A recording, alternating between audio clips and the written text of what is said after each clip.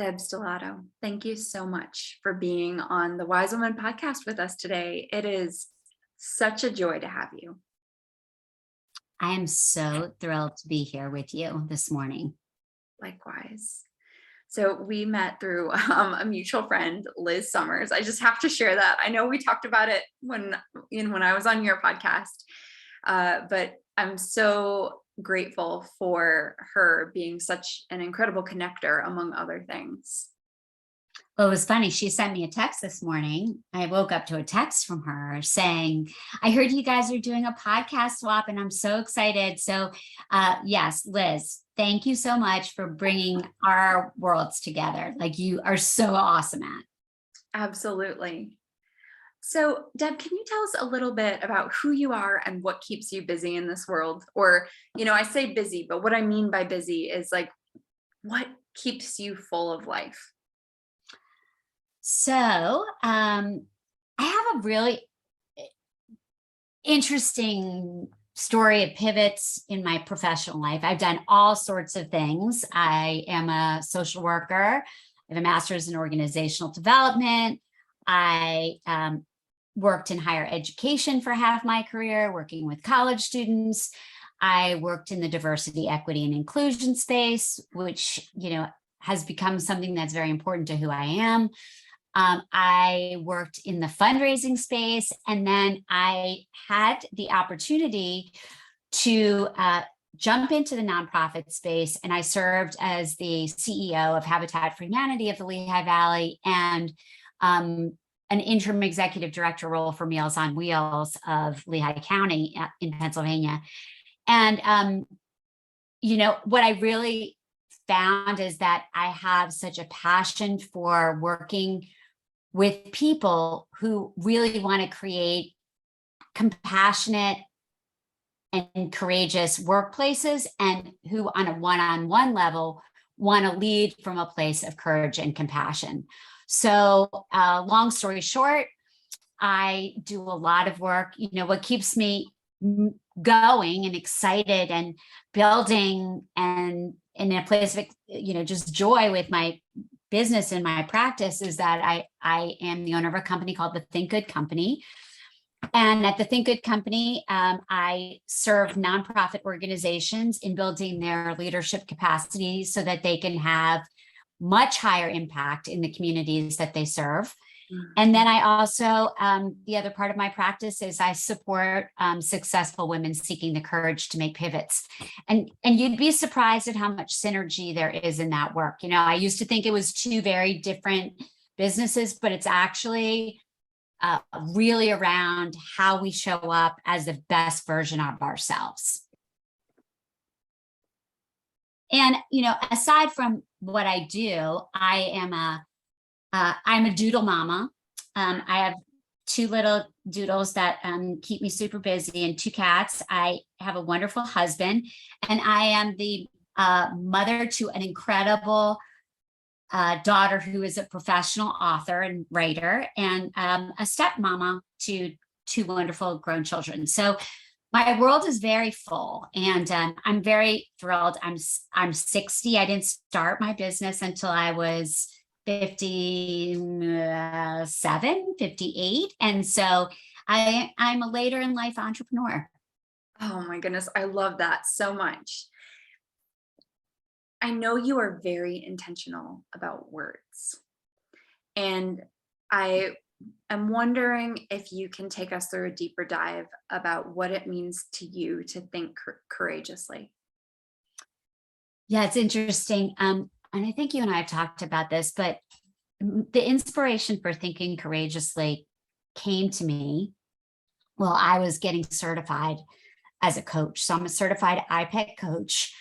And I went through my coaching certification process 6 months after losing my mom completely unexpectedly, and while my father was dying.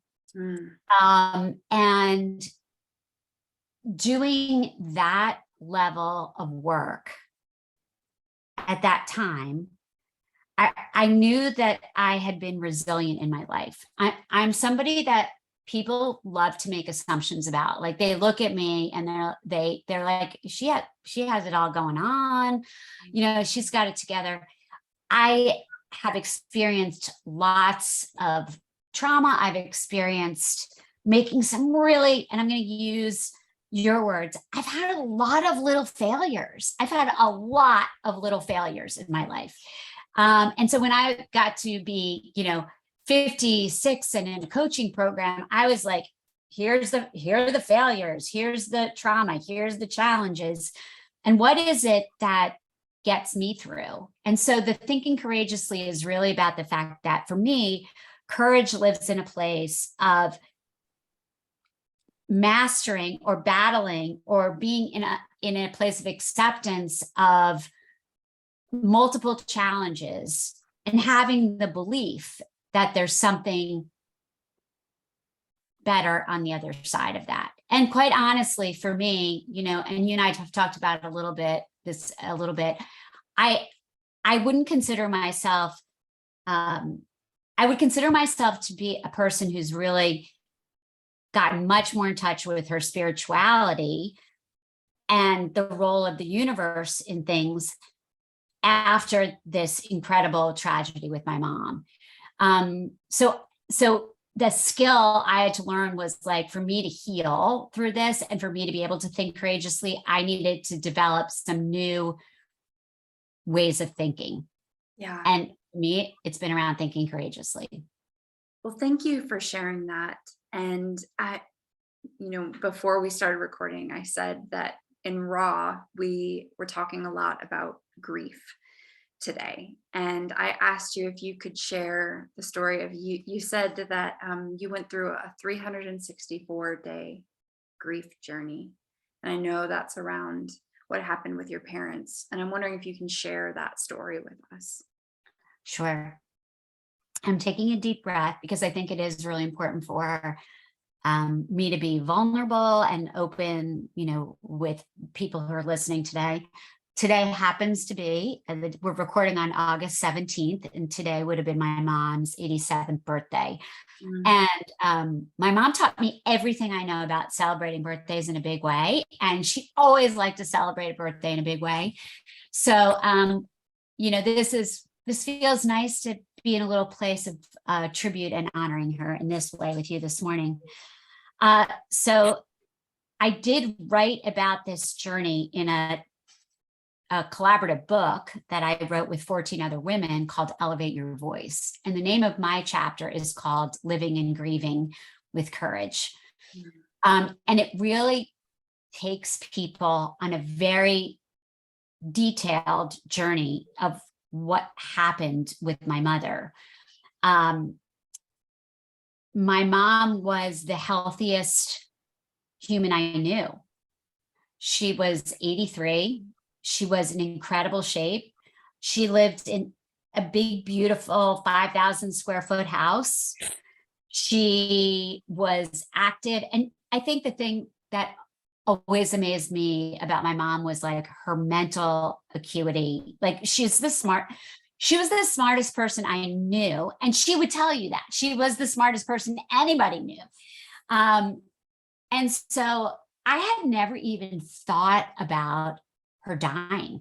Like I literally had never even thought about her dying. The flip side of that, which is part of the other, the 364 days of grief, is that my father had Parkinson's for 15 years.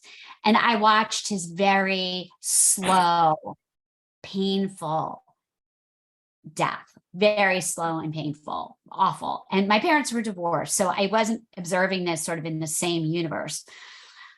But my mom, I'm going to share this in a succinct way, but I had spent it was the Jewish holidays. My husband and I had spent the night before Yom Kippur with my mother, which is like, you have a really lovely meal and then you get ready to fast the next day. And my mom and I had made this decision, like we were going to do the meal before at her house and the breaking the fast at my house. So we went to her house, we had this lovely dinner.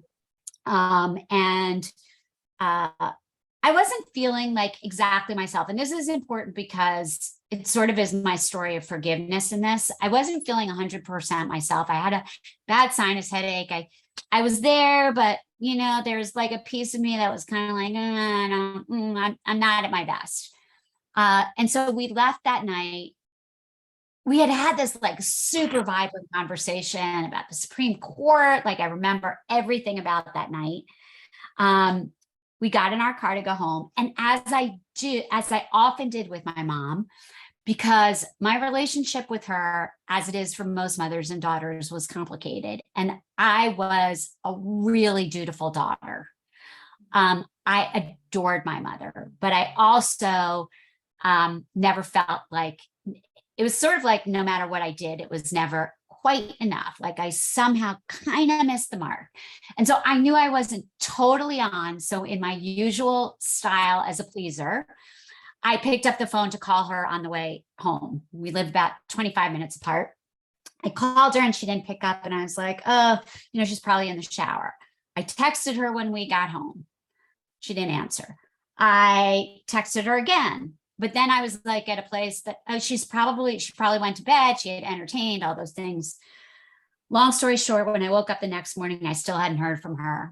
And this was the third time that something had happened like this, where she like forgot her phone or she turned her phone off or anything else. But my intuition was telling me that this was different. And so I got in my car and I drove over there very first thing in the morning.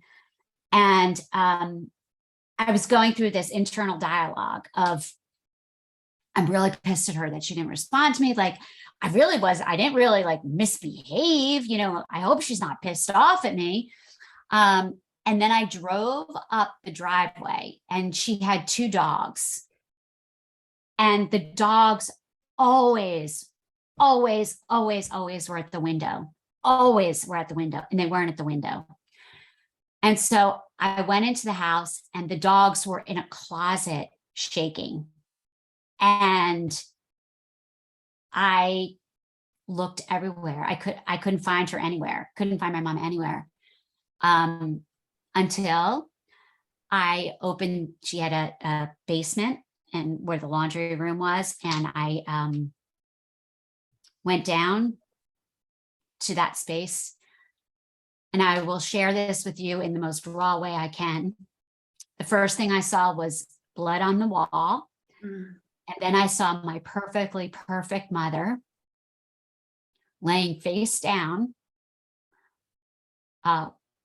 flat, pretty much not alive. And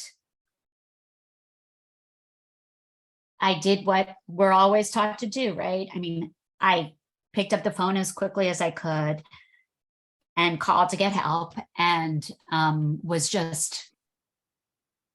knew it was not a good situation.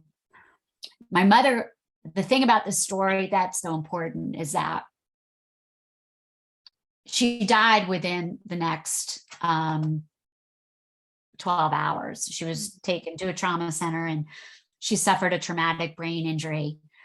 But there was something about the way that my mom looked at me when I found her that took me quite a few years to figure out what it was she was trying to tell me. And I like to choose that she was looking right into my soul and my spirit and that we got to say goodbye. And I literally was there when she died, but it was a very powerful experience. And for months and for, probably the first 2 years, I would wake up in the middle of the night with that vision of her. And she died. I found her September, it was, that happened September 19th, and she died on September 20th, which was my daughter's birthday. And my mother, my daughter, and I had the most incredible relationship. And fast forward, my dad, again, totally different set of circumstances, but died 364 days later after a long battle with Parkinson's disease. So it was, it was even more than a 364-day grief journey. And I'm going to say it's almost 4 years since I lost my mom. And grief just lives always right at the surface in the rawest place that it can be. Deb, thank you for sharing and entrusting us with your story. Thank you. And I am so, you never know, like, it never feels like the words are the right words to share with someone, but thank you for sharing your story with us. And I know how painful it is to lose a loved one. And I know that losing someone in such an unexpected way has got to be incredibly painful. And I'm really, something you said early on really struck me, of like, you said you never expected your mom. She's healthy, vibrant, alive. You never expected to lose her. And that is something I connect with very, very much, as my dad passed away also in the basement, but he just, but he, his office was in the basement, and he had a treadmill down there. And after he went for his run, he sat down on the treadmill and died. So a very different situation, but, we just, none of us ever know. And that was my first experience in the fragility of life. And I think that, gosh, first of all, I feel really grateful that I was 36 years old before I experienced the fragility in that way. Yeah. And it's a part of your story that I think can be so jarring in the long term, when you realize, when we're confronted with mortality as well. It's not just losing, it's not, I don't mean just, but it's not simply losing someone that is very dear to us.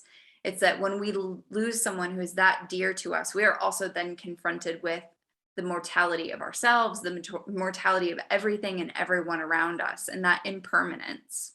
Yeah, for sure. For sure.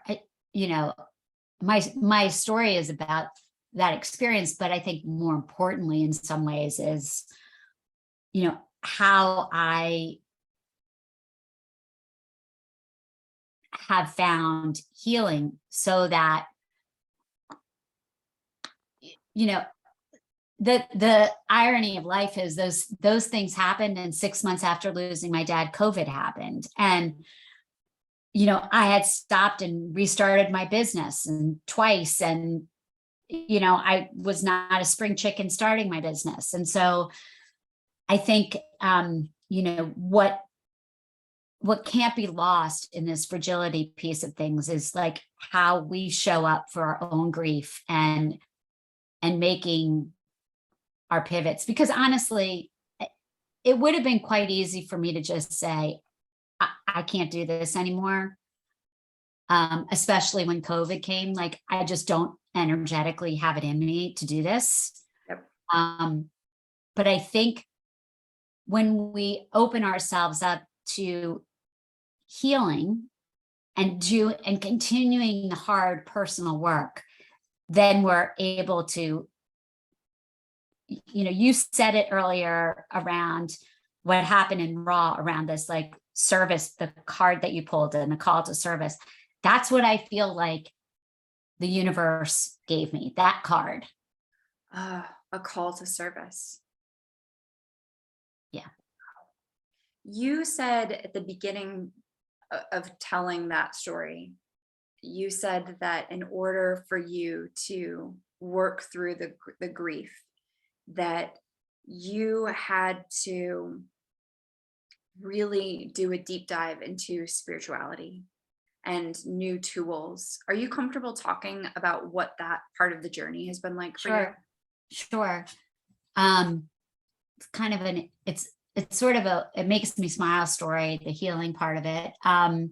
So my dad died in September, I guess 6 months afterwards, right? Literally 6 months afterwards was when COVID started. And I had this like very strong, my daughter and I had been to this beautiful place in the Poconos called Woodlock Lodge, Woodlock Spots, beautiful, beautiful space. And I felt like I was suffocating. I felt like I was suffocating, and I just needed, I needed to, what I felt like at that time was to like run away. Like I needed to run away.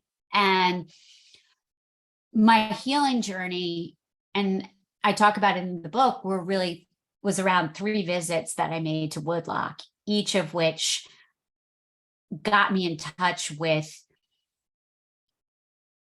reconnecting with my mom. You know, as a woman who grew up in the Jewish faith, we have a very different, there's the liturgy, I guess, around death and Judaism is like you live and you serve at your highest level while you're on earth, but you're not going someplace else. You know, you're not going someplace else, and you know, it's really pretty final. So the concept of angels, or the concept of symbols, or the concept of reconnecting in all those ways was not something that I was fully comfortable with at that time. And also, like, there was a part of me that was like, I'm not sure my parents, who are now gone, would be super excited with me playing in this, like, listening to the universe. You know, that it's not that I grew up in a religious family. I would consider myself to be like a, you know, we call it a high holiday Jew, where you would go, just basically go on those days. But here I was in a space with this, the worst thing that could have possibly happened in my life happened on September 19th to me. And so I needed to figure it out, and it was going to not come. My healing was, I went to grief counseling and I did a lot of work, but ultimately what I learned was, for me, and, you know, this is like whatever your faith journey is, I'm a Taurus. So, you know, I'm pretty rooted in the earth. You know, I'm like a person who will walk around my house on the grass without my shoes on, just to kind of soak up that energy, my roots and nature. So what I found for me was, like, when I allowed myself to be fully open in this place, some pretty miraculous things happened that gave me hope and belief that my mom was just with us in a different way. And so my journey was, you know, the universe has your back, and I needed that. I needed a different interpretation of what my relationship was with my mom and how it was going to look moving forward, than what I could have ever imagined. Yeah. Yeah. Are you comfortable sharing anything that happened while you were there? Yeah. Well, there were two really beautiful stories. There's a lot of funny, kind of funky things that happened. You know, one was when I went there the first time, I went by myself. It was the first time I'd ever like checked into a hotel by myself. And I had thrown everything on my bed and ran out to this hammock that I knew was there. And my coach at the time had said to me, I was like, I'm not going to bring a journal, and I'm not going to bring my camera. I just want to be alone. And she's like, I really want you to bring your journal. So I did. And I decided to bring my good camera. And I turned the camera on. And the first thing that happened was, like, when you have a good digital SLR, it opens up to the last picture you took, right? And it was a picture of my mom's house, the address sign. And my mom lived in this beautiful wooded property, and it looks exactly like Woodlock does. So I was like, okay. That was the very first thing that happened. And then another thing that happened in one of my journeys was I decided, I was going to take myself for a walk. And I went on this walking trail, and I had my camera with me and walking this trail, and it wasn't that well marked. And so I wasn't sure, like, should I keep, like, I really wanted to see this garden. Should I keep walking or should I turn around? Did I miss it? What should I do? And I literally remember like taking 3 steps forward, then turning around, and like, no, I really want to go forward, and then turning around. And then a third time it happened. And at the time that I turned around to go forward to this garden, the most beautiful doe showed up. And oh gosh, it's a very powerful moment. She stopped in her tracks, and I stopped in my tracks. And like, if you know deer, they're very skittish. So she could have run away, but she stopped and I stopped. And we looked at each other in the eye. And that look that she had in her eye was almost the same look that my mother had when I found her. So that was, it was one of those experiences that like would drop you to your knees, whatever your spirituality is, that moment. I took a picture of her, and I have the picture of her. Deb, what's so cool about that is, it is so cool, period. And in the Animal Spirit deck by Kim Krantz, it's an oracle deck. Kim's interpretation of the deer in the earth element is loving, intuitive, the mother. Yeah. Yeah. Oh my gosh. Mm. Yeah. So, that's so wild. It's just like a lot. It's so many goosebumps. And, but I think the skill set for me, and we had talked about this when you were on my show, was allowing myself to believe that that actually was my mom. Mm. Like, not to be skeptical, but to just embrace it. And like, we all get our choice in how we interpret things. Like, we all get our choice. I could have said like, oh, I'm close to the deer, I'm afraid, but that is not what happened at all. I was 100% certain that that was my mom. 100% certain. And there was nothing in my experience that it would have prepared me with my faith tradition to say yes to that interpretation. Mm. Yeah. Thank you so much for sharing all of that. I think that I can really relate to the part of a faith tradition potentially clouding what we know in our hearts to be true, and that's not me wanting to speak disparagingly about a faith tradition. However, I was raised very, very Catholic, and while that is not at all what my spirituality is around now, it definitely set the stage for me. And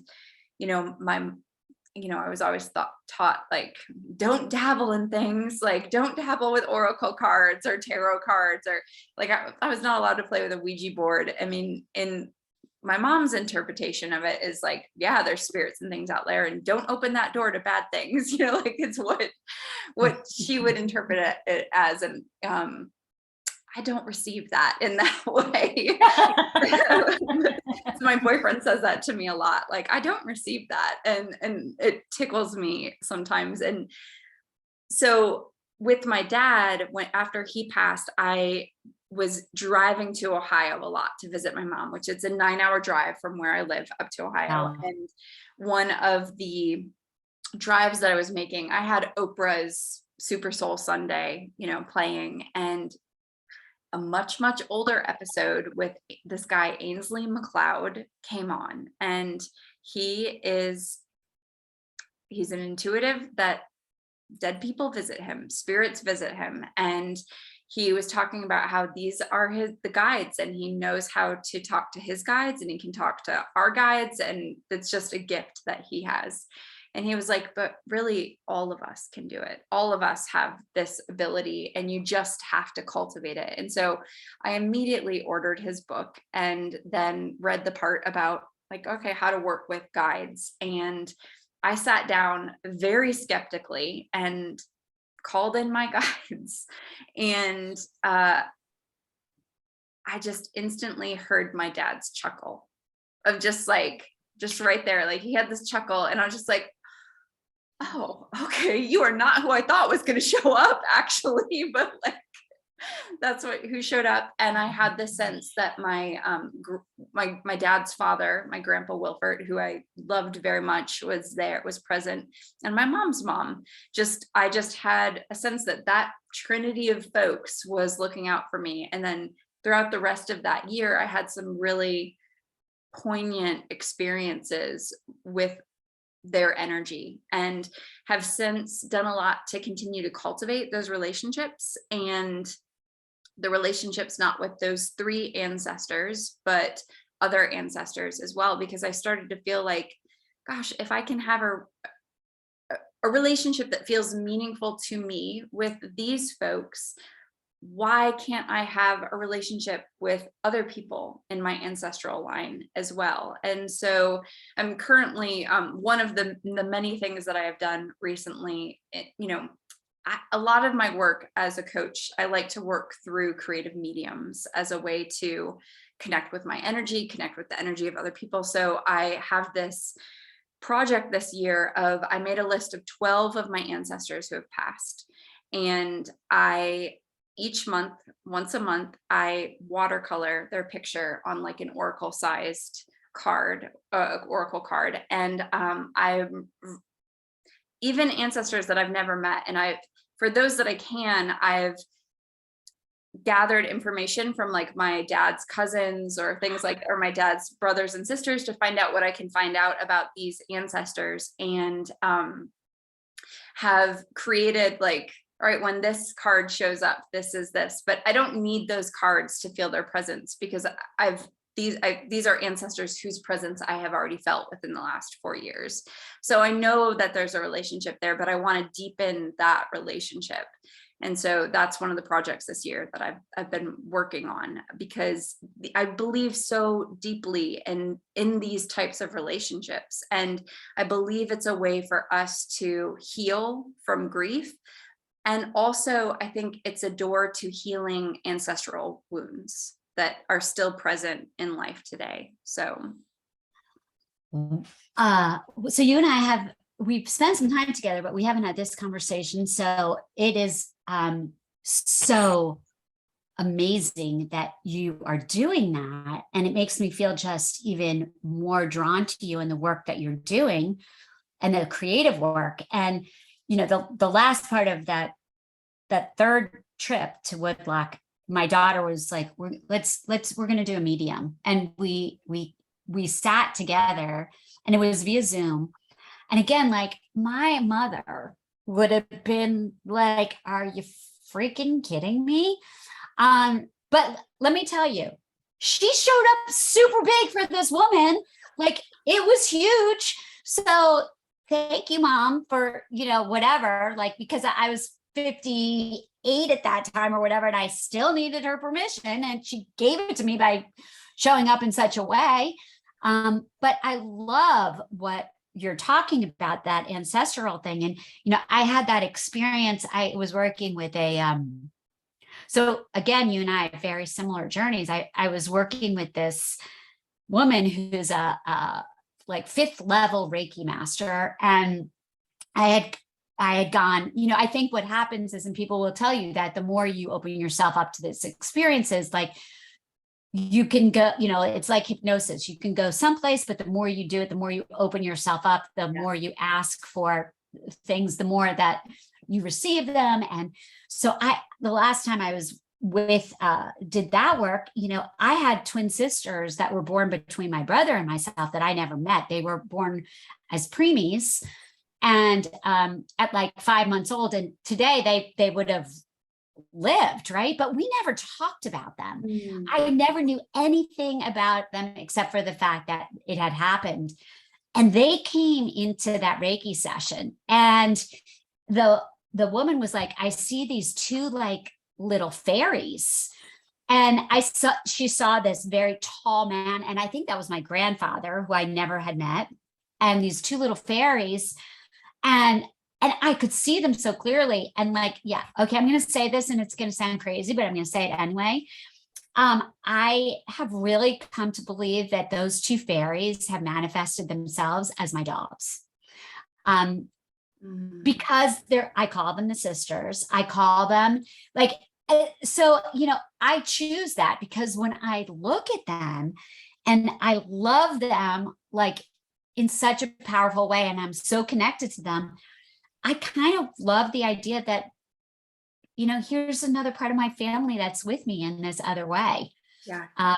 So thank you for letting me share that. I think all of these things lead me to a place where instead of feeling this overwhelming loss in my life, I'm able to use this wisdom to redefine what being with other people might look like. Yeah.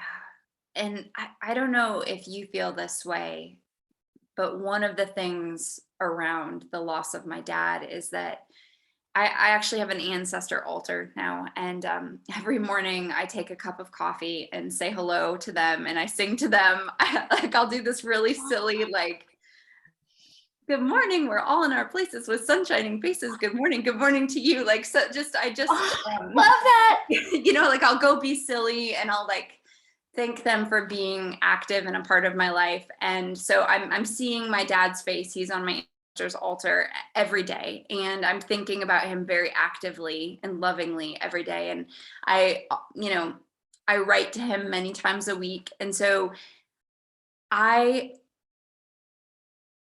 dad was not a phone person. So we did not talk on the phone often.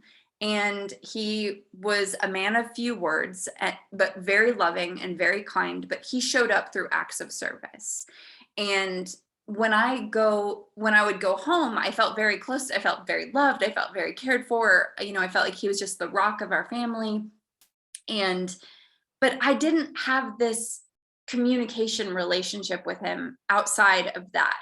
And I wish my dad was here every day. However, I do feel like I have a deeper relationship with him now than I did when he was alive. And that's a weird thing for me to wrap my head around. Yeah, that's really powerful. You've redefined the relationship. Absolutely. And I think that I wanted to share that because I think that for those listening, no matter what the grief is, and the conversation we were having prior to this in Raw, right before this interview, was around disenfranchised grief and people who have lost animals that are just like members of their family. And rather recently for them, and the pain of going through that and not getting cards or food or people sharing the grief with them in the way that we would if a person died, and not knowing how to process that or talk about it when people think you should be over it and it not over it, or judging you for getting a new animal right away or whatever it is. And I want to share that because no matter who it is, no matter what kind of grief it is, no matter what kind of relationship, I don't think it ends at the moment the person takes their last breath.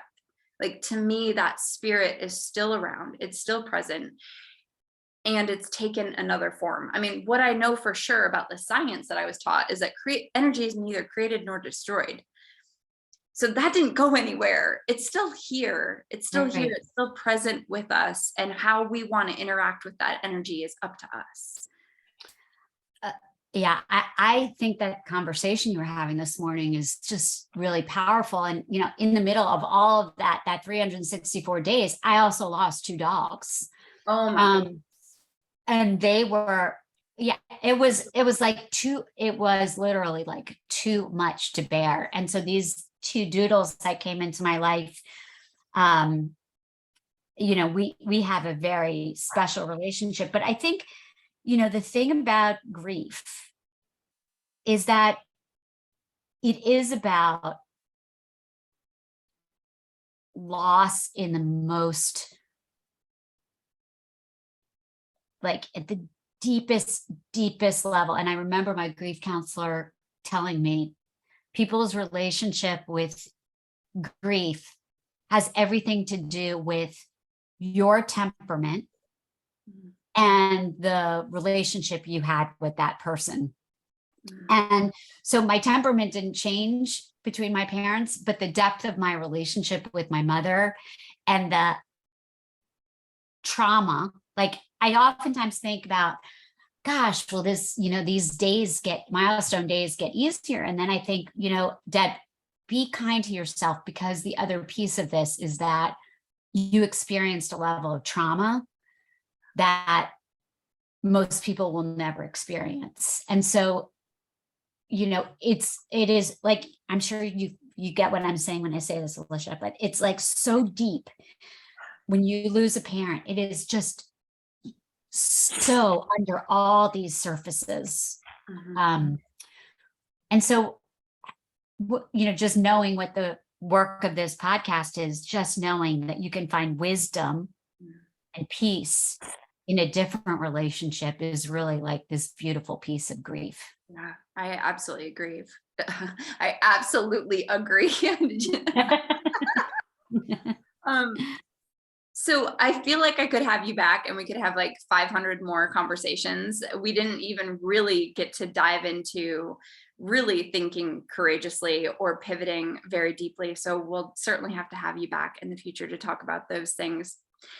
If you could leave listeners with any additional thoughts, what would you like to share?